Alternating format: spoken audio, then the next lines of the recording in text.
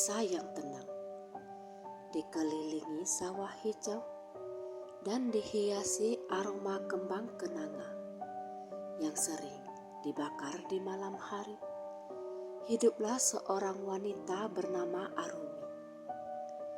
Usianya baru saja menapaki angka 30 tahun.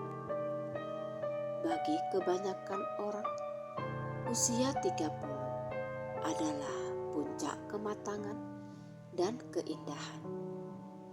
Namun, bagi Arumi, angka itu terasa seperti palu godam yang menghancurkan. Arumi adalah definisi kecantikan Jawa. Kulit kuning langsat, rambut hitam panjang bergelombang, mata yang teduh namun memancarkan ketegasan. Ia adalah primadona di desanya, selalu menjadi pusat perhatian. Dan diam-diam ia sangat menikmati status itu. Namun, ketakutan Arumi pada penuaan adalah obsesi yang gelap. Setiap pagi, ia menghabiskan waktu berjam-jam di depan cermin, memeriksa setiap inci wajahnya dengan kaca pembesar. Satu garis halus yang samar di sudut mata merupakan bencana. Sedikit kulit yang mengendur di rahang, sebuah aib yang tak dapat dimaafkan. Aku tak boleh tua, tidak akan. Aku harus tetap seperti ini, bisiknya pada bayangannya sendiri. Dengan nada yang semakin hari, semakin putus asa. Kamar Arumi dipenuhi dengan produk perawatan kulit termahal, jamu-jamu tradisional, dan ritual kecantikan yang rumit.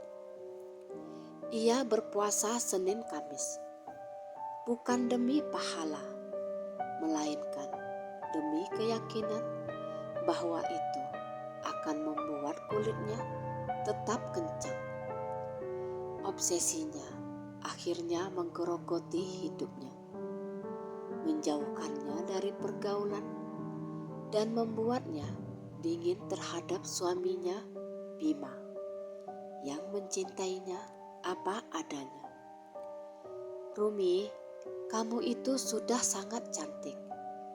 Jangan terlalu keras pada dirimu. Garis halus itu wajar. Itu sebagai tanda kita menjalani hidup, kata Bima di suatu malam, mencoba membelai rambut istrinya.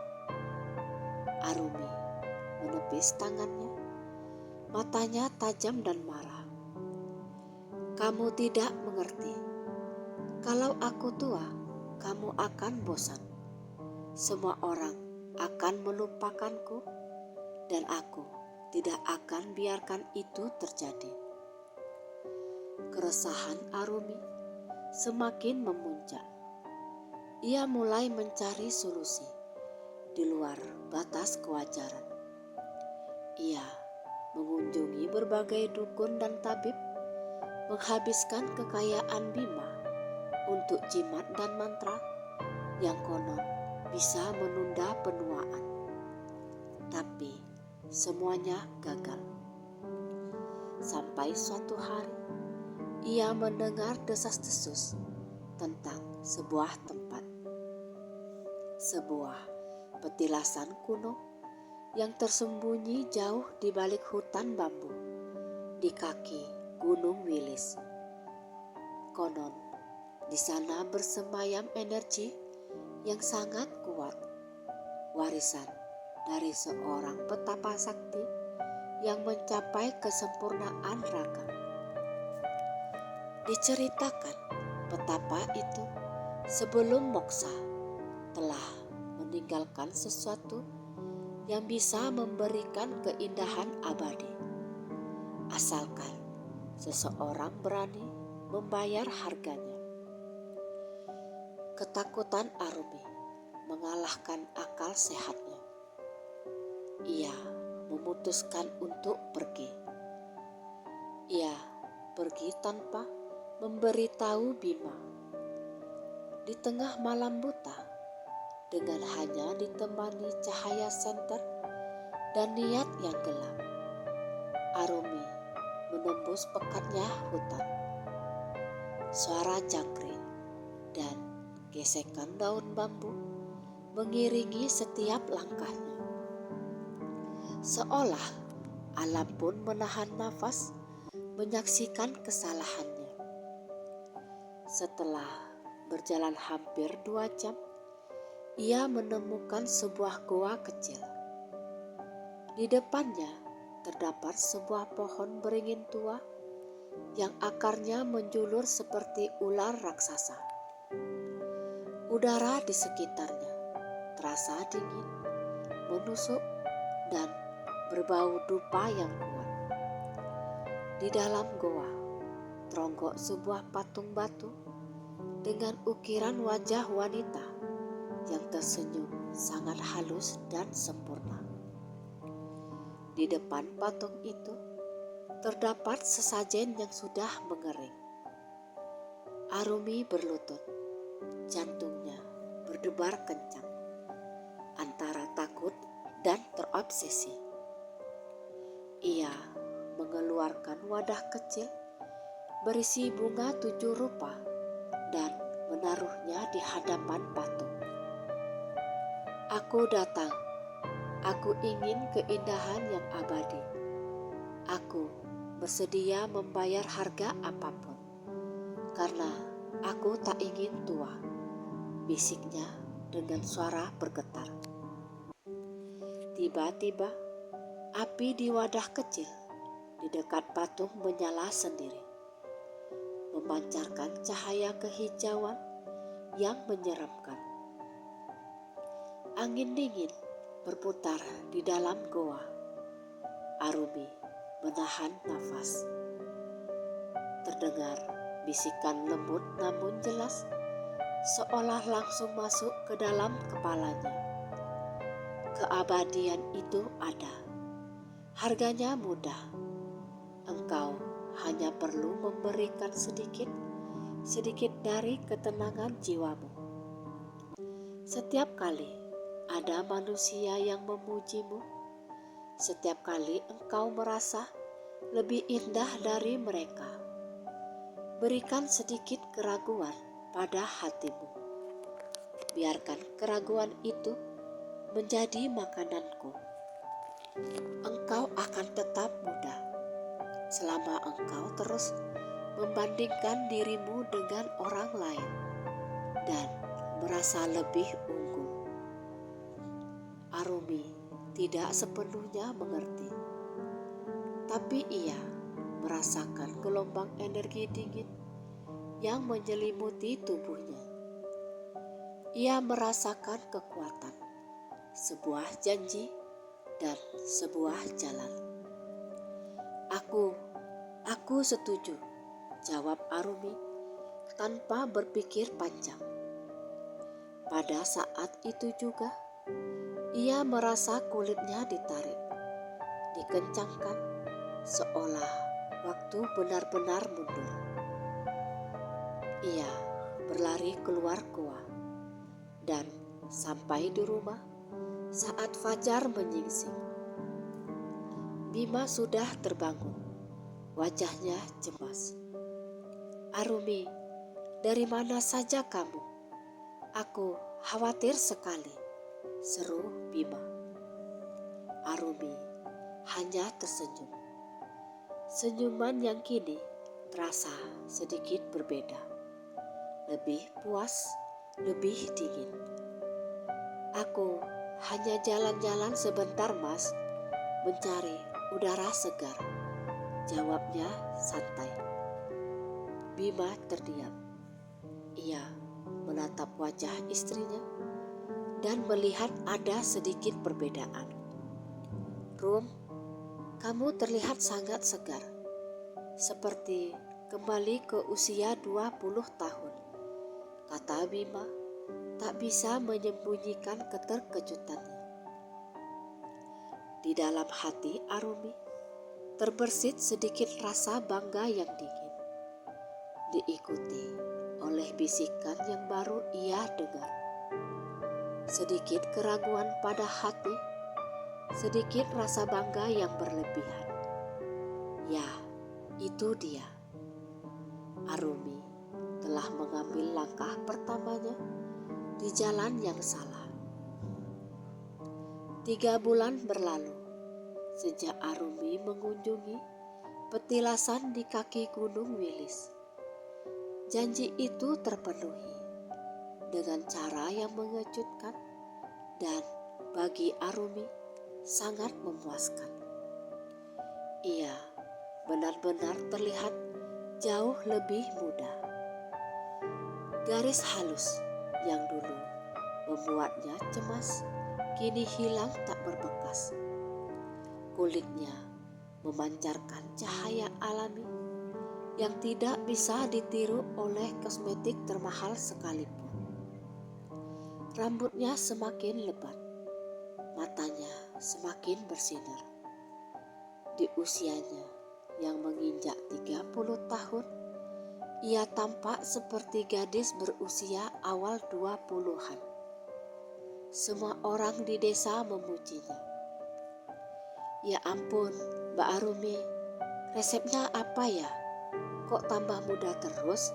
Tanya Bu Tejo, tetangga yang usianya sebaya dengan Arumi. Luar biasa, Rum, seperti minum air kehidupan, puji seorang ibu-ibu lainnya. Setiap pujian yang ia terima, setiap tatapan kagum yang ia lihat, memberikan sensasi hangat yang adiktif.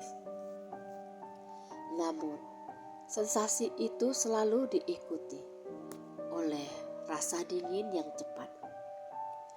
Di dalam hatinya, Arumi mulai menumbuhkan rasa superioritas yang tak terhindarkan. Ketika seseorang memuji kecantikan, ia akan membalas pujian itu dengan senyum palsu. Sementara di dalam hati, ia berpikir, tentu saja aku cantik. Lihat dirimu, kulitmu sudah kendur, kerutanmu dalam. Kalian semua akan menjadi tua, tapi tidak dengan diriku. Setiap pikiran gelap dan sombong itu muncul, ia merasakan tarikan lembut dan dingin di dadanya. Seolah ada sesuatu yang mengambil sedikit demi sedikit dari kehangatan jiwanya. Ia telah memberi makan janji itu, dan kecantikannya adalah upah atas kekosongan batinnya. Arumi semakin menjauhi Bima. Cinta Bima yang tulus, yang memujinya apa adanya, mulai terasa hambar baginya. Ia mendambakan pujian dari orang lain. Pujian yang lahir dari rasa iri dan perbandingan. Bima, seorang pria yang sabar dan mencintai, mulai merasa ada yang salah. Rum, kamu kenapa? Wajahmu bersinar, tapi matamu terasa kosong, ujar Bima suatu malam, mencoba memegang tangan Arumi yang terasa sangat dingin. Apa maksudmu kosong? Aku baik-baik saja. Aku hanya bahagia karena penampilanku. Kamu seharusnya ikut senang, Mas, jawab Arumi sambil menarik tangannya. Ia merasa sangat terganggu oleh kejujuran Bima. Bima tidak mengagumi kecantikannya dengan kekaguman yang salah. Kekaguman yang mengandung rasa iri hati yang dibutuhkan oleh perjanjian gelapnya. kecantikan Arumi telah menjadi penjara dan obsesinya berubah menjadi kebutuhan. Ia semakin terdorong untuk mencari tempat-tempat ramai, hanya agar bisa mendengar pujian dan mengumpulkan makanannya dari rasa iri orang lain. Di suatu sore, Arumi sedang berjalan di pasar desa, menikmati tatapan iri dan bisik-bisik kagum yang mengiringi langkahnya. Ia mengenakan kebaya terbaik, wajahnya dipoles sempurna. Saat ia melewati sebuah warung jamu, langkahnya terhenti. Di sana duduk seorang nenek tua renta. Punggungnya bungkuk, wajahnya dipenuhi kerutan yang sangat dalam. Seolah setiap pengalaman hidup telah terukir di kulitnya. Kain jaritnya sudah pudar, dan di kepalanya terdapat kerudung sederhana yang lusuh. Nenek itu sedang menyesap jamu kunyit asam. Ketika Arumi melewatinya, nenek itu mendongak. Matanya, walaupun redup karena usia, menatap langsung ke mata Arumi. Tatapan itu menembus Arumi, seolah bisa melihat hingga ke inti jiwanya. Arumi merasa tak nyaman. Ini adalah pertama kalinya ia merasa ada orang yang tidak terpengaruh oleh kecantikan barunya. "Nek, minggir sedikit, jangan menghalangi jalan," kata Arumi. Nada suaranya sedikit sombong. Nenek itu tersenyum, senyuman yang tulus, damai, dan penuh kasih. "Ndak usah tergesa-gesa, Nduk. Kecantikan itu bukan untuk dikejar. Kecantikan sejati itu didapat dari keikhlasan menerima ketetapannya," ucap nenek itu dengan suara yang serak namun lembut. Arumi merasa tersinggung. "Nenek bicara apa? Nenek tidak tahu apa-apa tentang saya." Nenek itu meletakkan gelas jamunya. "Saya tahu banyak. Saya tahu ada yang tidak beres di hatimu.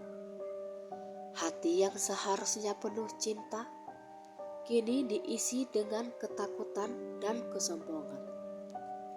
Hati Arumi mendidih. Ia tidak pernah diperlakukan seperti ini. Semua orang memujinya, tapi nenek renta ini berani menceramahinya. "Jaga bicaramu, Nek. Aku tidak kenal kamu," Arumi berseru, sedikit menarik perhatian orang lain.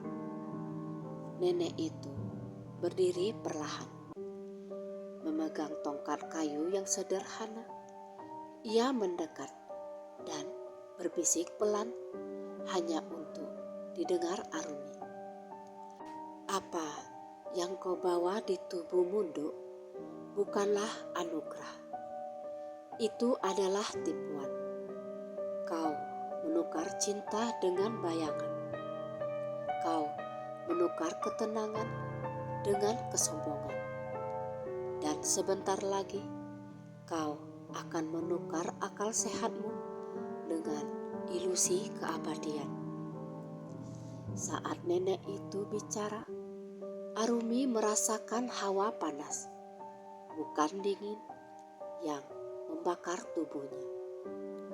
Untuk sesaat, wajah nenek itu terlihat sangat cerah, tidak lagi renta, dan matanya memancarkan cahaya keimanan yang kuat. Arumi terkejut dan sedikit takut. Ia buru-buru melangkah menjauh, mencoba melarikan diri dari tatapan nenek itu. "Jangan pernah datang lagi padaku. Aku tidak butuh ceramahmu," teriak Arumi, lalu berlari meninggalkan pasar. Saat berlari, Arumi menoleh ke belakang. Nenek itu masih berdiri di sana, menatapnya, lalu menggelengkan kepala dengan sedih. Wajahnya kembali rentah dan lusuh, seolah sinar tadi hanyalah kilatan sesaat. Arumi melanjutkan larinya. Hatinya dipenuhi kegelisahan baru. Siapakah nenek itu? Dan mengapa ia tahu tentang rahasia gelapnya? Setelah pertemuan dengan nenek misterius di pasar, pikiran Arumi menjadi semakin tak tenang. Kegelisahan yang ditanamkan oleh kata-kata nenek itu mulai mengganggu pola makannya. Ia bahkan sesekali melihat bayangan sekilas di cermin yang membuat jantungnya berdebar kencang. Dalam bayangan itu, ia melihat wajahnya yang seharusnya sempurna tiba-tiba berubah, menampakkan sekelebat kerutan yang mengerikan, meskipun hanya sesaat. Hal ini membuatnya semakin panik dan semakin terjerumus pada perjanjian gelapnya. Setiap hari, ia harus mencari panggung baru untuk pujian, agar makanan untuk entitas di petilasan itu terpenuhi. Ia menjadi sangat sensitif jika ada yang memuji wanita lain di depannya. Ia akan merasa cemas dan marah. Rasa iri yang seharusnya ia rasakan terhadap orang lain kini berbalik menjadi kebutuhannya terhadap iri hati orang lain. Bima yang melihat perubahan ekstrim ini semakin khawatir. Istrinya kini menjadi orang yang angkuh, dingin, dan benar-benar terpisah dari dirinya. "Rum, kita butuh bicara. Kita harus ke Kiai. Ada yang tidak beres denganmu," pinta Bima dengan nada putus asa. "Tidak ada yang salah denganku, Mas. Aku hanya hidup sehat. Kamu yang salah. Kamu cemburu karena aku jauh lebih menarik sekarang," jawab Arumi membentak. Kata-kata yang keluar dari mulutnya terasa seperti disuarakan oleh entitas lain. Bima hanya bisa terdiam. Air mata menggenang di matanya. Ia sadar istrinya yang dulu lembut dan hangat telah hilang, digantikan oleh cangkang yang indah namun kosong. Malam itu, Arumi tidur dengan gelisah. Ia bermimpi buruk. Ia melihat dirinya berdiri di depan cermin besar. Wajahnya bersinar muda. Namun, ketika ia menyentuhnya, kulit itu terasa seperti kertas tipis yang rapuh. Tiba-tiba, dari balik cermin muncul bayangan hitam yang tertawa menyeramkan. Ia terbangun dengan nafas terengah-engah. Jam menunjukkan pukul 3 pagi. Saat ia mencoba menenangkan diri, ia mendengar suara ketukan pelan dari pintu depan. Bima tidur nyenyak di sebelahnya. Arumi yang penasaran dan mungkin sedikit di bawah pengaruh entitas gelap memberanikan diri untuk menuju ke pintu. Ketika ia membuka kunci, ia terkejut melihat sosok nenek yang ia temui di pasar berdiri di ambang pintu. Di tangan nenek itu ada sebuah wadah kecil berisi air, dan ia menggenggam tasbih kayu yang sederhana. "Nenek, mau apa nenek datang jam segini?" tanya Arumi sambil menahan marah dan rasa takutnya. Nenek itu tersenyum lagi, senyum yang sama tulusnya, tapi kali ini dipenuhi aura ketegasan. "Aku datang menjemputmu, Nduk, sebelum kau benar-benar hilang. Kau pikir jin yang kau layani itu memberimu kecantikan? Dia hanya membungkus busukmu dengan emas. Dia memberimu ilusi," kata nenek itu. "Tutup mulutmu, Nek. Aku cantik dan aku abadi," seru Arumi histeris. Ia mencoba menutup pintu, namun nenek itu meletakkan tongkatnya supaya pintu tetap terbuka dengan cara menahannya. "Kau menukar jiwamu demi pujian manusia yang fana. Tidakkah kau lihat? Kau semakin cantik, tapi kau semakin tidak disayangi suamimu. Keindahanmu mengusir rasa cinta, Nduk," ucap nenek itu. Suaranya berubah menjadi lebih dalam dan berwibawa. Nenek itu mengangkat tasbihnya. Ia mulai membaca rangkaian kalimat Arab yang sederhana, namun terdengar sangat kuat. Itu adalah lafal-lafal zikir yang kusuk. Mendengar lafal itu, Arumi merasakan sakit yang luar biasa. Bukan sakit fisik, melainkan sakit dari dalam. Kulitnya terasa seperti terbakar dan kepalanya berdengung hebat. Ia melihat bayangan di sudut rumahnya bergetar. Arumi berteriak-teriak kepanasan. Kembali padanya, "Ini bukan tempatmu." Ada suara parau lain, bukan dari si nenek, melainkan dari dalam rumah, berbisik menakutkan.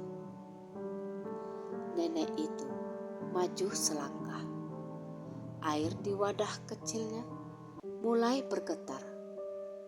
"Engkau, wahai makhluk yang sesat, ketahuilah, pemilik raga ini adalah hamba Allah yang maha indah. Kecantikan yang engkau tawarkan adalah kebusukan. Lepaskan ikatanmu, kembalilah ke tempatmu yang hina," seru nenek itu. Nadanya kini tegas dan menggelegar, namun masih dengan intonasi bahasa Jawa yang halus. Nenek itu mencipratkan air di wadahnya ke arah Arumi. Ketika air itu menyentuh kulit Arumi, ia merasa seperti disiram air keras. Ia jatuh terduduk, menangis kesakitan. Namun, di tengah rasa sakit itu, ia melihat Bima terbangun dan berlari ke arahnya. "Rum, ada apa? Siapa nenek ini?" tanya Bima kebingungan.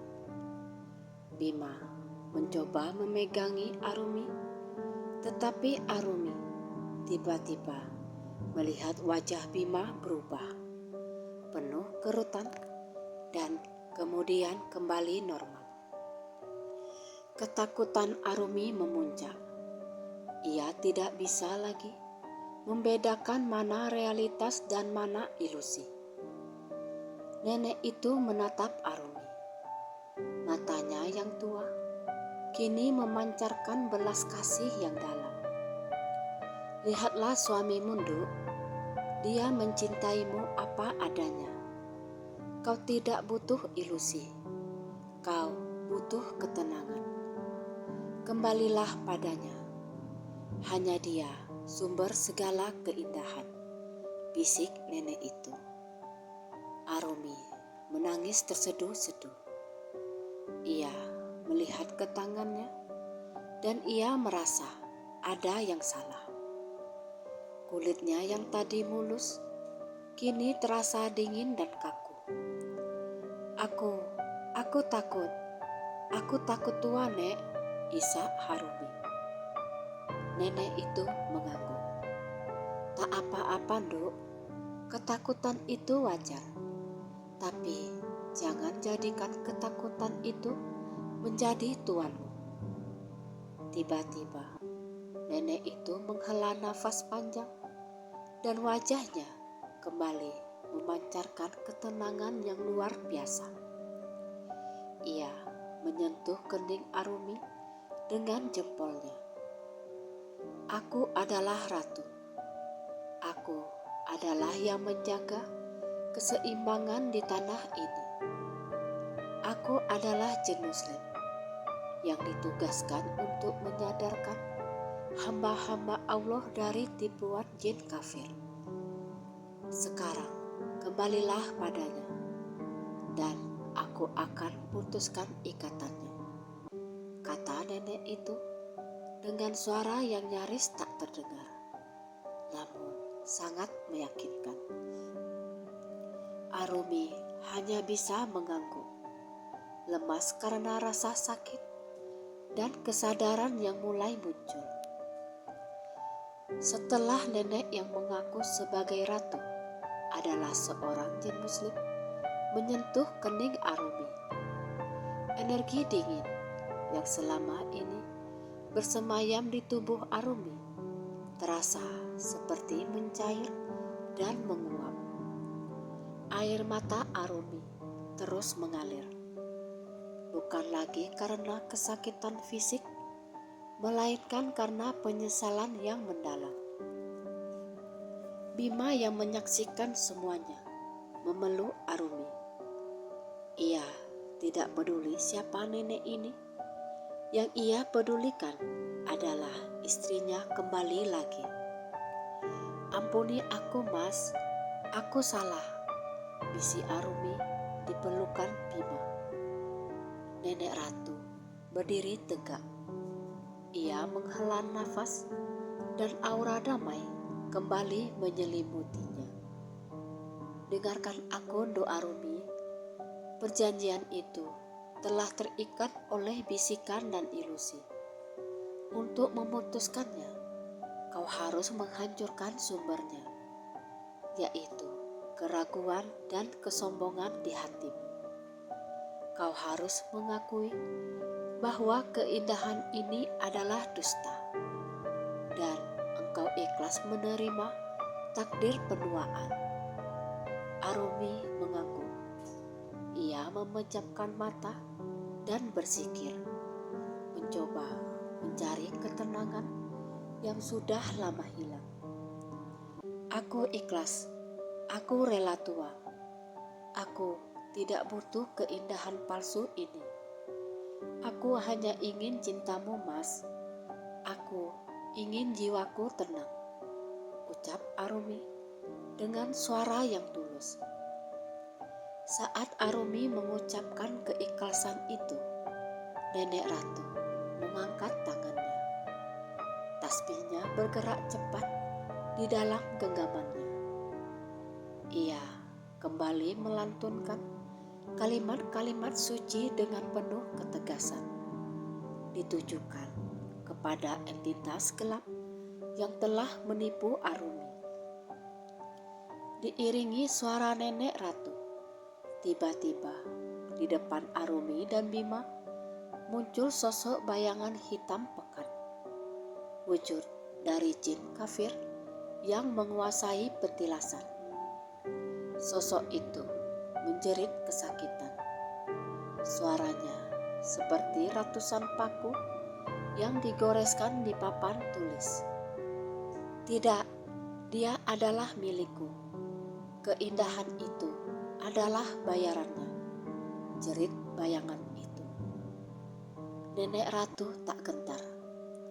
Dia telah kembali kepada Tuhannya. Kekuatanmu tidak berharga di hadapan keikhlasan hambanya. Pergilah, jangan ganggu lagi hamba-hamba yang bertobat. Sosok bayangan hitam itu semakin menciut, diserang oleh kekuatan zikir dan keikhlasan Arumi. Dengan raungan terakhir, sosok itu pun menghilang, seolah tertelan oleh kegelapan malam.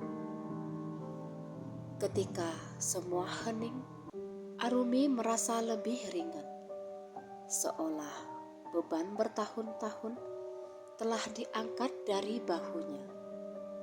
Namun, ia juga merasakan sesuatu yang lain. Mas, Arumi mengangkat tangannya dan menyentuh wajahnya sendiri. Bima menatap istrinya. Keindahan yang luar biasa dan tak wajar yang ia lihat selama 3 bulan terakhir ini kini memudar.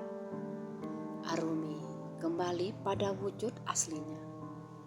Wanita 30 tahun yang cantik, namun dengan 1 atau 2 garis senyum yang samar di sudut matanya. Garis yang menunjukkan bahwa ia telah hidup. Arumi menangis lega. Ia melihat garis kerutan itu, dan kali ini ia tidak merasakan ketakutan, melainkan rasa syukur. Ia telah mendapatkan kembali dirinya yang hilang. Nenek ratu tersenyum lembut. Alhamdulillah, ikatanmu telah terputus, Nduk. Keindahan yang sejati bukanlah yang tidak lekang dimakan usia. Keindahan yang abadi adalah ketenangan hati dan keikhlasan dalam beribadah. Kau sudah cantik sekarang, hatimu pun indah. Nenek ratu lalu menjelaskan. Ia adalah kodam yang ditugaskan oleh para wali untuk menjaga keseimbangan spiritual di daerah tersebut. Ia tahu persis kapan ada manusia yang melangkah ke jalan yang salah demi memenuhi nafsunya. Aku tahu obsesimu, dan aku diperintahkan untuk menyadarkanmu sebelum semuanya terlambat. Kini, jadikan sisa umurmu untuk bersyukur, bukan untuk mengejar hal yang fana, pesan nenek ratu. Arumi dan Bima berlutut di hadapan nenek itu. Terima kasih, Nek. Terima kasih sudah menyelamatkan jiwaku, ucap Arumi sambil mencium tangan nenek ratu. Nenek ratu mengangguk. Ingatlah, penuaan adalah proses yang indah. Ia adalah tanda bahwa kau telah diberi waktu. Jangan sia-siakan waktu itu. Dan satu lagi, kecantikanmu kini hanya untuk suamimu. Fokuslah pada cinta sejatimu. Setelah menyampaikan pesan terakhirnya, nenek ratu melangkah mundur. Perlahan-lahan tubuhnya memudar bukan menghilang dengan cara yang menakutkan, tetapi seolah menjadi cahaya yang lembut, menyatu dengan udara fajar yang mulai menyingsing. Pagi itu, Arumi dan Bima berpelukan lama. Mereka berdua menangis haru. Mereka berjanji untuk memulai hidup baru. Arumi membuang semua produk kecantikan mahalnya. Ia mulai fokus merawat dirinya dari dalam dengan beribadah, bersyukur, dan mencintai Bima. Ia berhenti memperhatikan setiap inci kerutan dan mulai memperhatikan setiap detik waktu yang ia habiskan bersama suaminya. Arumi memang tak lagi terlihat seperti gadis 20 tahun, tetapi wajahnya memancarkan cahaya yang jauh lebih indah dan tulus. Ia mendapatkan kembali kehangatan jiwanya. Beberapa tahun kemudian, Arumi dan Bima dikaruniai seorang putri. Ketika Arumi melihat wajah putrinya, ia tersenyum. Ia tidak lagi takut menjadi tua. Ia tahu keabadiannya ada pada cinta yang ia berikan, bukan pada kulitnya yang kencang. Mereka hidup bahagia, damai, dan penuh syukur di desa Jawa itu. Arumi tidak pernah melupakan pelajaran berharga dari nenek ratu, jin muslim yang menyelamatkan jiwanya dari jebakan ilusi. Ia tahu kecantikan sejati tidak pernah meminta imbalan. Kecantikan sejati hanya meminta keikhlasan.